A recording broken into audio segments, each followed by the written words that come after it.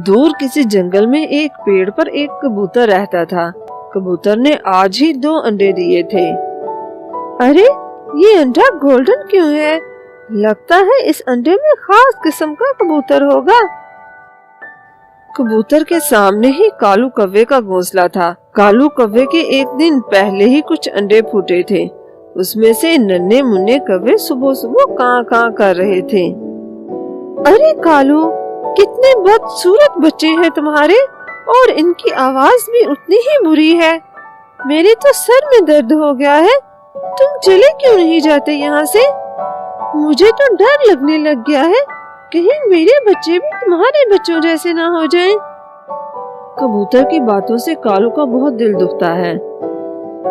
कुछ दिन बाद कबूतर का भी एक अंडा फूट जाता है। एक अंडे में से तो बहुत खूबसूरत नन्हा कबूतर निकलता है।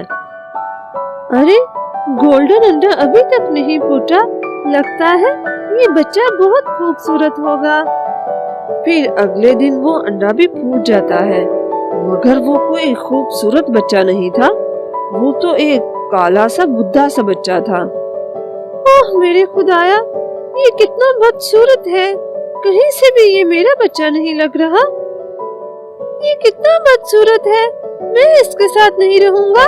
नन्हा कबूतर भी अपनी माँ और भाई की बातें सुनकर दुखी हो जाता है। हाँ बेटा, तुम ठीक कह रहे हो। ये बिल्कुल भी हमारे साथ नहीं रह सकता। मैं अभी इसको कहीं छोड़ आती हूँ, वरना सब मेरा मजाक उड़ाएंगे। माँ कबूतर उसको छोड़ने ही जा रही थी कि कालू कहता है, तुम मुझे दे दो इसे, मैं इसको पाल लूंगा। ठीक है, तुम ले लो। वैसे भी तुम्हारे दूसरे बच्चे भी तो बदसूरत ही हैं। माँ, मुझे तुम्हारे साथ रहना है। मुझे मत छोड़कर जाओ। मुझे माँ मत पुकारो, अब तुम्हें यहीं पर रहना होगा। मैं तुम्हारी कुछ नहीं लगती। वो अपने दूसरे बेटे का नाम मीनू रखती है। वो मीनू के साथ बहुत प्यार करती, मगर रीनू की याद उसे कभी भी नहीं आई। वक्त के साथ साथ बच्चे बड़े हो चुके थे। रीनू कबूतर कालू कौवे का बहुत अच्छे से ख्याल रखता था, जबकि गोरी के बेजा लाड प्यार से मीनू कबूतर बिगड़ चुका था। मीनू बेटा, मेरी आज कुछ तबीयत ठीक नहीं है, तुम जाओ कुछ अनाज ले आओ। ओफो माँ, मैं नहीं जा रहा। मुझे आज अपने दोस्तों के साथ के जंगल में जाना है। मैं 2 दिन बाद आऊंगा। बाय, तुम अपने लिए कुछ ले आना। ये कहकर वो वहाँ से चला जाता है। बीमार होने की वजह से वो ज्यादा उड़ भी नहीं पा रही थी और अपने घोंसले से कहीं भी नहीं जा सकी। रीनू कालू के लिए भोजन लेकर आ ही रहा था कि उसकी निगाह गोरी पर पड़ती है। अरे, ये माँ आज घर पर ही है। इस वक्त तो वो भोजन लेने जाती है ना, और मुझे माँ की तबीयत भी कुछ ठीक नहीं लग रही। जाकर देखना होगा। वो जाता है तो उसकी हालत वाकई ही बहुत खराब थी। माँ, क्या हुआ तुम्हें? तुम इतनी कमजोर क्यों हो गई हो? अच्छा, पहले ये तुम भोजन करो, मैं अभी वैद्य जी को बुला कर लाता हूँ। गोरी ये सब देखकर हैरान हो रही थी। वो वैद्य काका को बुला कर लाता है। बेटा, गोरी की हालत अब पहले से कुछ बेहतर है, तुम्हें इसका ज्यादा ख्याल रखना होगा। ठीक है वैद्य काका, मैं माँ का अच्छे से ख्याल रखूंगा। मुझे माफ कर दो बेटा, मैंने तुम्हारे साथ इतना बुरा किया। ऐसे मत कहो माँ, तुम बस ठीक हो जाओ। इतने में एक कालू कौवा भी आ जाता है। देखा गोरी, रूप रंगत से कोई फर्क नहीं पड़ता। देखो आज यही बेटा तुम्हारे काम आ रहा है। हाँ कालू भाई, आप ठीक कह रहे हैं।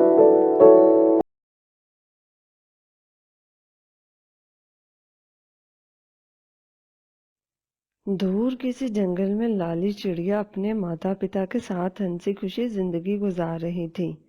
लाली के माँ पिता दोनों उससे बहुत प्यार करते थे, उसकी हर ख्वाहिश पूरी करते। वो भी खुद को बहुत खुशकिस्मत समझती थी, लेकिन शायद किस्मत को कुछ और ही मंजूर था। उसकी ये खुशी सिर्फ चंद दिन की थी। ٹھنکو اور نیلو گھر سے باہر بھوجن لینے کے لیے نکلے تھے، لیکن شام ہو چکی تھی۔ وہ واپس نہیں آئے۔ وہ بہت پریشان تھی۔ ان کے گھر کے پاس ہی اس کے چاچا چاچی رہتے تھے۔ لالی ان کی طرف جاتی ہے۔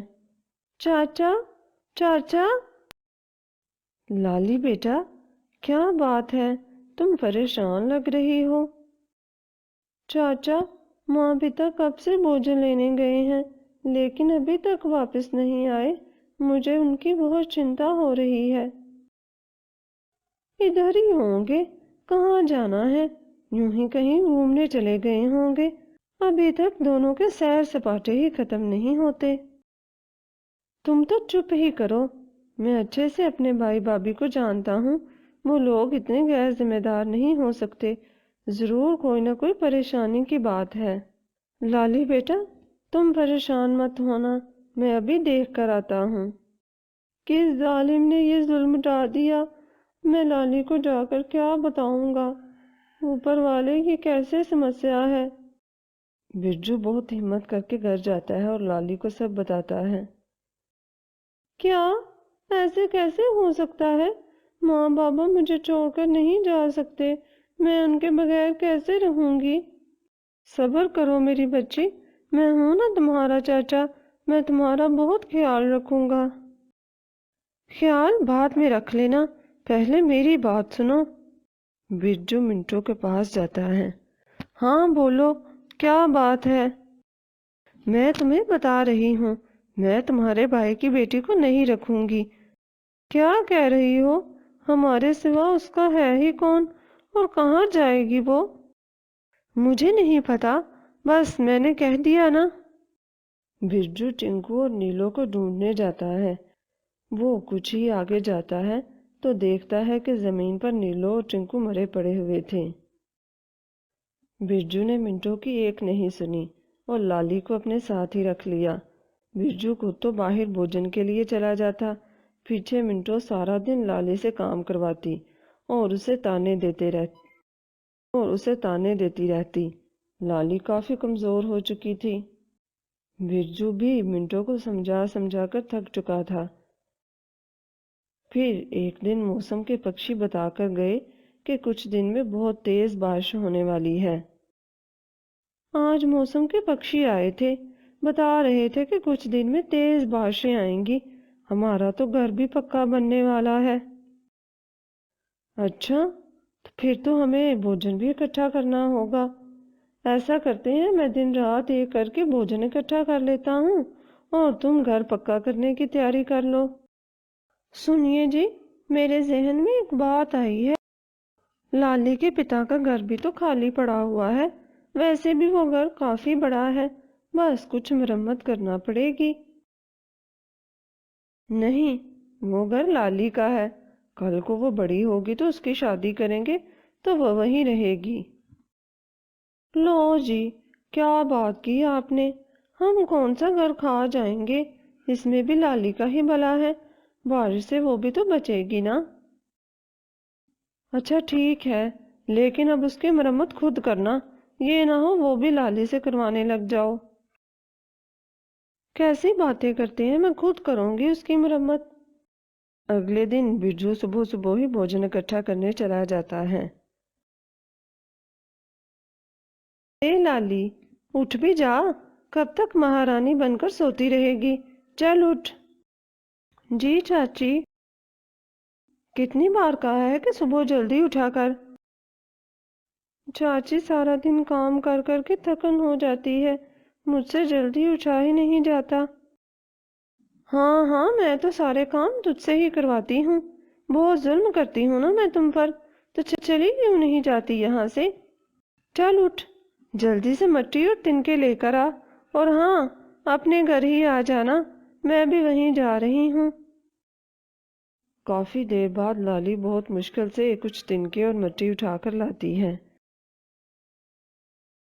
اتنی دیر کہاں لگا دی؟ راستے میں کہیں بیٹھ گئی ہوگی نا کسی سہیلی کے پاس؟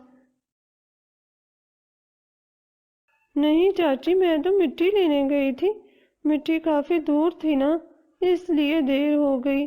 اچھا بس بس، اب جلدی سے یہ مٹی گھونسلے میں لگاؤ، اچھی طرح سے لگانا، بارش اندر نہ آنے پائے۔ وہ سارا کام لالی سے کرواتی ہے۔ شام کو وہ برجو سے کہتی ہے، اچھا بن گیا ہے نا گھونسلہ؟ صبح سے لگی تھی میں اکیلی جان، لالی تو پتہ نہیں کسی سہیلی کے پاس جا بیٹھی تھی۔ ہاں اچھا بن گیا ہے۔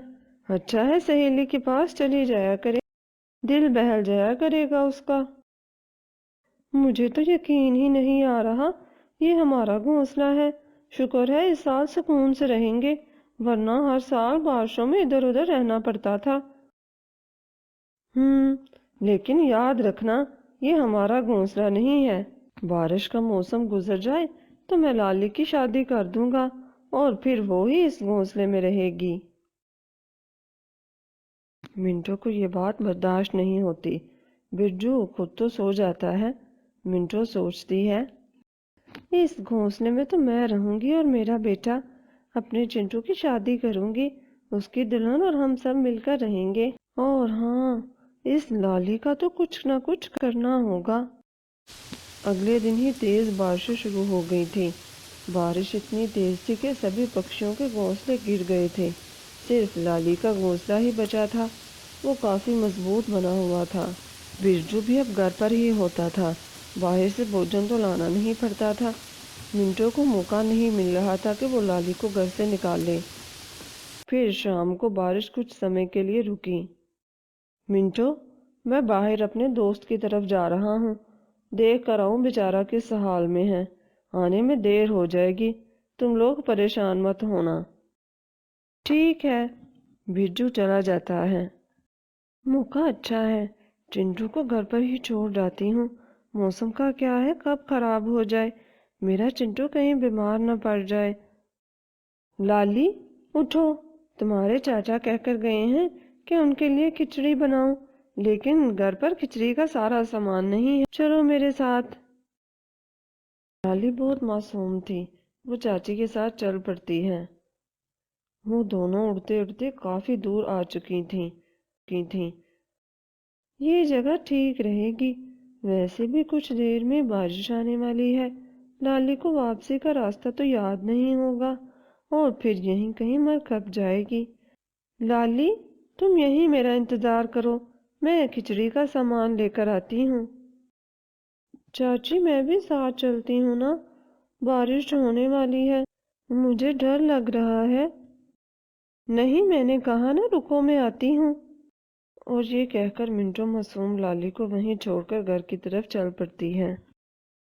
دوسری طرف چنٹو بھی گھر پر اکیلا تھا۔ بارش کے بعد سانپ بھی اپنے بلوں سے باہر نکلے تھے۔ تبھی ایک سانپ دھیرے دھیرے چنٹو کے گھونسلے کی طرف بڑھ رہا تھا۔ وہ چنٹو کے گھونسلے میں پہنچ کر اسے ڈس لیتا ہے۔ تبھی بارش شروع ہو جاتی ہے۔ سانپ جلدی سے اپنے بل کی طرف چلا جاتا ہے۔ منٹو بھی گھر پہنچ جاتی ہے۔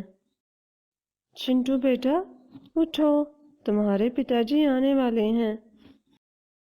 منٹو کے بار بار اٹھانے پر چنٹو نہیں اٹھ رہا تھا۔ کچھ ہی دیر میں برجو بھی آ جاتا ہے۔ دیکھیے نا، یہ چنٹو اٹھ ہی نہیں رہا۔ لالی کدھر ہے؟ لالی وہ تو اپنی دوست کی طرف گئی تھی، مجھے تو یہی بتا کر گئی تھی، آپ یہ چنٹو کو دیکھیے نا۔ برجو چنٹو کو دیکھنے آگے بڑھتا ہے۔ تبھی اسے چنٹو کے شریر پر سانپ کے ڈسنے کا نشان نظر آتا ہے۔ کہاں تھی تم؟ یہ دیکھو ہمارے بیٹے کو سانپ نے ڈس لیا ہے، اب یہ مر چکا ہے، کبھی واپس نہیں آئے گا۔ سانپ؟ نہیں، یہ نہیں ہو سکتا، میرا چنٹو مجھے چھوڑ کر نہیں جا سکتا۔ باہر زوروں کی بارش ہو رہی تھی۔ منٹو کو اپنی غلطی کا احساس ہو چکا تھا۔ یہ سب میرے پاپوں کی سزا ہے، میں نے لالی کے ساتھ غلط کیا نا، تبھی میرے ساتھ ایسا ہوا۔ کیا کیا تم نے لالی کے ساتھ؟ پھر وہ برجو کو ساری بات بتاتی ہے۔ یہ کیا کیا تم نے؟ ضرور اس معصوم کی ہی آہ لگی ہے ہمیں، چلو اب اسے ڈوبنے چلتے ہیں۔ دوسری طرف لالی زوروں کی بارش میں ایک پیڑ کے نیچے بیٹھی تھی۔ وہ بیٹھی رو رہی تھی۔ ماں پتا، دیکھ لیا نا آپ نے، میں کیسے زندگی گزار رہی ہوں، مجھے نہیں رہنا آپ کے بغیر، پلیز مجھے بھی اپنے پاس بلوا لیں۔ لالی کے پاس ہی چیونٹیوں کی ایک بل تھی۔ چیونٹی لالی کی بات سن رہی تھی۔ اسے لالی پر دیا آتی ہے اور وہ لالی کو اپنی ہی بل میں بلا لیتی ہے۔ بظاہر باہر سے چھوٹی دکھنے والی بل اندر سے کافی بڑی تھی۔ وہ لالی سے پوچھتی ہیں، دوست، تم اتنی بارش میں باہر کیوں کھڑی تھی؟ کیا تمہارا کوئی گھر نہیں ہے؟ پھر لالی ساری بات ان کو بتاتی ہیں۔ وہ سبھی کافی دکھی ہو جاتی ہیں لالی کی بات سن کر۔ پھر ان کی رانی کہتی ہے، تم فکر مت کرو، تم جب تک چاہو یہاں پر رہ سکتی ہو، تم ہماری دوست ہو۔ برجو اور منٹو بھی لالی کو ڈھونڈنے وہاں پر آ جاتے ہیں، لیکن لالی ان کو کہیں بھی نظر نہیں آتی۔ بارش رکے گی تو وہ ضرور باہر آئے گی۔ وہ لوگ انتظار کرتے ہیں۔ پھر اگلے دن جب بارش رکتی ہے تو لالی بھی ان چیونٹیوں کے ساتھ بل سے باہر آتی ہے۔ بیٹی تم کہاں تھی؟ میں کل رات سے یہیں ہوں، تمہیں ہر جگہ ڈھونڈا میں نے، اب چلو ہمارے ساتھ۔ لالی چاچی کی طرف دیکھتی ہیں۔ پھر منٹو بھی لالی سے اپنے کیے پر معافی مانگتی ہے اور اسے سب بتاتی ہے۔ لالی ان کے ساتھ چلی جاتی ہے اور پھر وہ تینوں ہنسی خوشی زندگی گزارنے لگتی ہیں۔